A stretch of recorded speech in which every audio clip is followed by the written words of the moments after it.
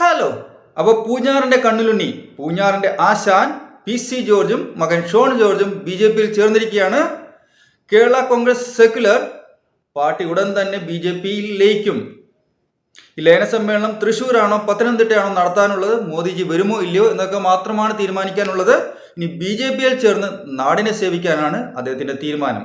ചില ദോഷേകതൃക്കുകൾ, ചില ക്ഷുദ്രജീവികൾ പറയും LDF-ലും UDF-ലും എടുക്കാത്തത് കൊണ്ടാണ് അദ്ദേഹം BJP-യിൽ പോയി ചേർന്നതെന്ന്. അങ്ങനെ ഒന്നുമല്ല. രാഷ്ട്രത്തിന്റെ ഭാവി, കേരളത്തിന്റെ ഭാവി BJP-യുടെ കൈകളിലാണ് സുരക്ഷിതം. നാർക്കോട്ടിക് ജിഹാദും ലവ് ജിഹാദും കൊടികുത്തി വാഴുന്ന ഈ സ്ഥലത്ത്, ഈ കേരളത്തിൽ BJP വരേണ്ടത് അത്യാവശ്യമാണെന്ന് പൂഞ്ഞാറിൽ ആശാൻ തിരിച്ചറിഞ്ഞിരിക്കുന്നു. നിങ്ങൾ ഇന്ന് ചിന്തിച്ചില്ലെങ്കിൽ നാളെ ചിന്തിക്കും, പൂഞ്ഞാറിൽ ആശാനെ നമസ്കരിക്കും. ആ യാഥാർത്ഥ്യം തിരിച്ചറിയുക. അപ്പോൾ കേരള കോൺഗ്രസ് സെക്യുലറിന്റെ നേതാവായ അദ്ദേഹം തൻ്റെ മരുമകളായ ജഗദീഷ് ശ്രീകുമാറിന്റെ മകളെ മതം മാറ്റി അൽഫോൺസയാക്കിയത് എന്തിനാണെന്ന് നിങ്ങൾ ചോദിക്കരുത്. എൻ്റെ വിശ്വാസങ്ങളെയും മാനിക്കുക എന്നതാണ് മതേതരത്വം എന്ന് പഠിപ്പിക്കാൻ വരരുത്. കാരണം ആ പെൺകുട്ടിയെ മതം മാറ്റിയത് ജോർജ് ചേട്ടൻ്റെ താല്പര്യമേ അല്ലായിരുന്നു. അത് ജഗദീഷ് ചേട്ടൻ്റെ അഭിപ്രായപ്രകാരം, അദ്ദേഹത്തിൻ്റെ ആഗ്രഹപ്രകാരമാണ് പാർവതി മതം മാറി അൽഫോൺസയായത്. അത് നിങ്ങൾക്കറിയില്ലെങ്കിൽ 1-2 വർഷം മുൻപ് PC ജോർജ് വെളിപ്പെടുത്തിയിരുന്നു.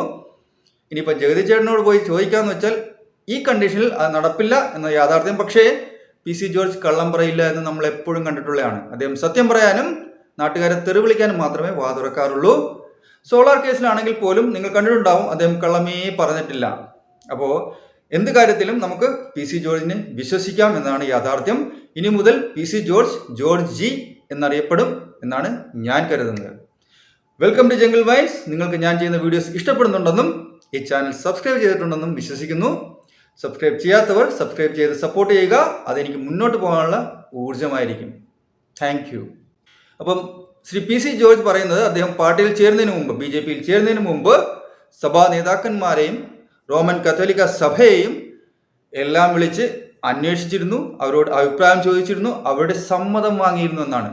അതായത് PC ജോർജ് കേരള കോൺഗ്രസ് സെക്യുലർ മതേതരത്തിൻ്റെ നേതാവായ അദ്ദേഹം, കത്തോലിക്ക സഭ, റോമൻ കത്തോലിക്ക സഭാംഗമായ അദ്ദേഹം ഈ സഭാ നേതാക്കന്മാരോടും അച്ഛന്മാരോടുമെല്ലാം അഭിപ്രായം ചോദിച്ച് അവരുടെ അനുഗ്രഹം വാങ്ങിയിട്ടാണ് ഈ പാർട്ടിയിൽ BJP-യിൽ ചേർന്നത്. അപ്പോൾ അത് മതേതരത്വം അല്ലല്ലോ, അല്ലേ? അല്ല, അങ്ങനല്ല. അദ്ദേഹം ഇത് കൂടാതെ NSS-ന്റെ തലതൊട്ടൊപ്പനായ NSS ജനറൽ സെക്രട്ടറി സുകുമാരൻ നായരെ പോയി കണ്ടു. അദ്ദേഹം തലയിൽ കൈവച്ച് അനുഗ്രഹിച്ചാണ് PC ജോർജിനെ വിട്ടത്. ഇതൊക്കെ അദ്ദേഹമാണ് പറഞ്ഞത്. ഇത് സത്യമാണോ ഇല്ലയോ എന്ന് സുകുമാരൻ നായർ ജിയോട് ചോദിക്കണം. അദ്ദേഹം പറയുമോ ഇല്ലയെന്നും എനിക്കറിയില്ല.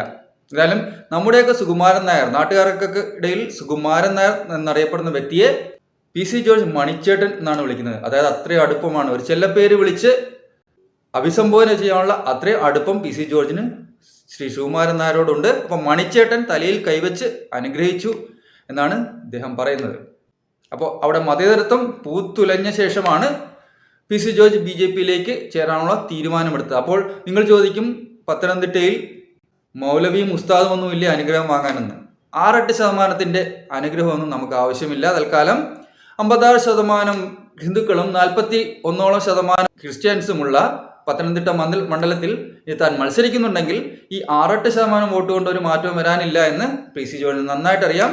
അപ്പോൾ അനുഗ്രഹം വാങ്ങേണ്ട ആടുത്താണെന്നും അനുഗ്രഹം വാങ്ങണ്ടാത്തത് ആടുത്തുനിന്നാണെന്നും ഒക്കെ അദ്ദേഹത്തിന് ആരും പഠിപ്പിച്ചു കൊടുക്കേണ്ട ആവശ്യമില്ല. എന്തായാലും പാർട്ടിയിൽ ചേർന്ന ഉടൻ ശ്രീ ഷോൺ ജോർജ്, PC ജോർജിന്റെ മകനായ ഷോൺ ജോർജ് ഡൽഹിയിൽ മന്ത്രിമാരുമായിട്ട് കൂടിക്കാഴ്ച നടത്തുന്നുണ്ട്. റബ്ബർ വിലയിൽ എന്തെങ്കിലും മാറ്റം ഉണ്ടാകുമോ, റബ്ബർ വില ഉയരുമോ എന്നറിയാനും ഉയർത്താൻ വേണ്ടിയും, ഉയർത്താൻ പ്ലാൻ ഇല്ലെങ്കിൽ കേന്ദ്രമന്ത്രിമാരെ കൊണ്ട് സമ്മതിപ്പിച്ച് റബ്ബറിനെ ഒന്ന് ഉയർത്താനും കൂടെ വേണ്ടിയാണ് ഷോൺ ജോർജ് മന്ത്രിമാരെ കാണുന്നത്. എന്തായാലും BJP-യിൽ ചേർന്ന ഉടൻ തന്നെ അതിൻ്റെ ഒരു ഓളം സൃഷ്ടിക്കാൻ PC ജോർജിന് കഴിഞ്ഞിട്ടുണ്ട്. ഇന്നലെ തന്നെ പല ചാനലുകളിലും വന്നിരുന്ന അദ്ദേഹം പിണറായി വിജയനെ ആക്ഷേപിക്കുന്നുണ്ടായിരുന്നു. ആ ആക്ഷേപം എന്തിനാണെന്ന് വെച്ചാൽ, പിണറായി വിജയൻ CM ആയ ചീഫ് മിനിസ്റ്ററായ പിണറായി വിജയൻ എന്തെങ്കിലും മറുപടി പറഞ്ഞാൽ PC ജോർജിന് അത് ഗുണം ചെയ്യും. അഥവാ മറുപടി പറഞ്ഞില്ലെങ്കിൽ പിണറായി വിജയനെ പോലും ഉത്തരം മുട്ടിച്ചു എന്ന് അദ്ദേഹത്തിന് സന്തോഷിക്കാം. അതും അദ്ദേഹത്തിന് ഗുണം തന്നെ ചെയ്യും. എന്തായാലും PC ജോർജിന് കളി അറിയാം, ഓളം സൃഷ്ടിക്കാൻ അറിയാം, അണികളെ എങ്ങനെ ആവേശോജ്വലരാക്കണമെന്നറിയാൻ അറിയാം, വോട്ട് ഒപ്പിക്കാനും അറിയാമായിരുന്നു. പക്ഷെ കഴിഞ്ഞ തവണ എന്തോ പാളിപ്പോയി. വോട്ട് വേണ്ട രീതിയിൽ പെട്ടിയിലായല്ല, കക്ഷി പൊട്ടിപ്പോയി. അപ്പോൾ ജോർജ് ഏട്ടൻസ് പൂരം വെടിക്കെട്ടോടുകൂടി കൊടികേറിയിരിക്കുകയാണ്. ഈ വെടിക്കെട്ടൊന്ന് നിയന്ത്രിക്കാൻ റോമൻ കത്തോലിക്ക സഭയോ സഭാ നേതാക്കന്മാരോ അച്ഛന്മാരോ മണിച്ചേട്ടൻ എന്ന സുകുമാരൻ നായർ സാറോ ഒന്ന് സഹകരിക്കണമെന്നാണ് സാധാരണ ജനങ്ങളുടെ അപേക്ഷ. ചിലപ്പോഴെങ്കിലും ഈ വെടിക്കെട്ട് കുറച്ച് അസഹനീയമാവാറുണ്ട്. പിന്നെ പൂരത്തിന് വെടിക്കെട്ടില്ലെങ്കിൽ എന്താണ് ഓളം അല്ലേ? അപ്പോൾ ജോർജ് ഏട്ടൻ വെടിക്കെട്ട് തുടർന്നോട്ടെ, നമുക്ക് കണ്ട് കേട്ട് ആസ്വദിക്കാം. Thank you.